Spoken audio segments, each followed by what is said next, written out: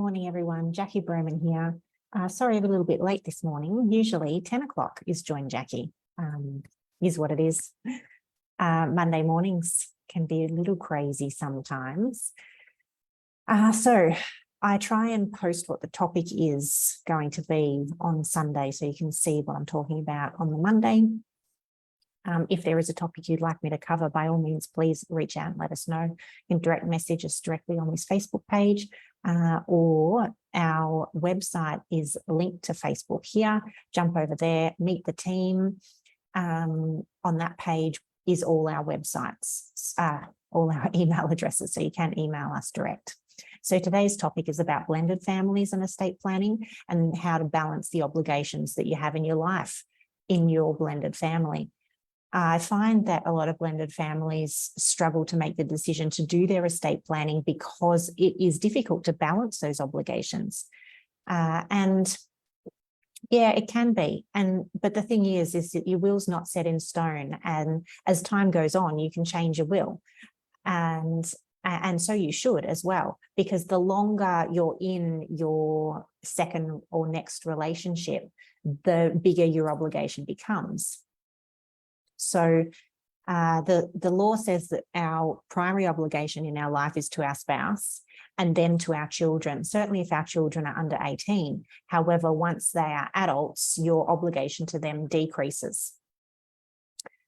And also the longer that we're with a spouse, the more it increases. Now, of course, in saying that our highest obligation is to our spouse, that is assuming a nuclear family, that your spouse is also the other parent of your children. But where it's your second marriage and you have no children together, your obligation increases over time. And it really is about talking about that. So if you come into a new relationship with a fair amount of assets and you want to provide for your children and not so much for your spouse, you need to have that discussion and you need to work out, well, what does my spouse actually need and what can I leave to my children? Particularly if your spouse has come to your marriage with enough assets of their own, they don't necessarily need yours and they may not want them. They may be happy to say, yeah, give it to your children, because they may have their own children and they want to give theirs to theirs. But then after a certain amount of time, it does become where you've been, living together and perhaps you're now growing assets together where you do want everything to go to each other and then provide equally for each other's kids. And this is where you can start getting a little bit creative. So you could leave some assets to your spouse and some to your children.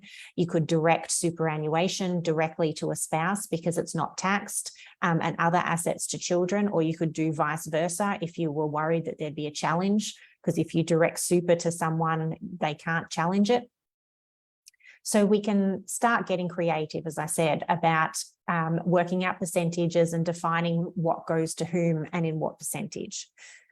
And then the other thing to think about as well is mutual will agreement, which I did do a video on a couple of weeks ago, because if you do end up getting to the point with your new spouse after a certain amount of time that you're going to leave everything to each other, you're going to want to make sure if you pass away that your spouse will stick to that and still leave half the assets to your children and doesn't change their will or meet someone else. So a mutual will agreement can help with that because it stops your spouse from being able to change their will after you've passed away or change their will without consent.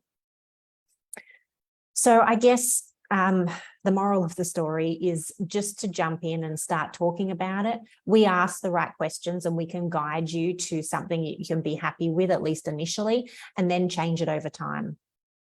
Something in place is usually better than nothing.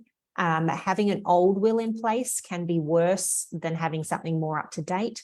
And remember, if you have divorced, your old will is still valid, except for the fact that if you left anything to your former spouse, that's now removed. So as I said, that will may not work very well. And so it does need to be reviewed in light of your new spouse. And the other thing to remember is when you get married again, so as soon as you marry, any will you did prior to that marriage is invalid. So you may actually have no will. The laws of intestacy for blended families are not great. I have done a video on that as well. So it's so much better to have a will in place. If you have any questions, please reach out. You're quite welcome to ask. And if you think this video is valid for anyone that you know in a blended family, please tag their name in the comments, or you can share it with them via Messenger if you want it to be private. I hope you have a great week. I'll catch you next Monday.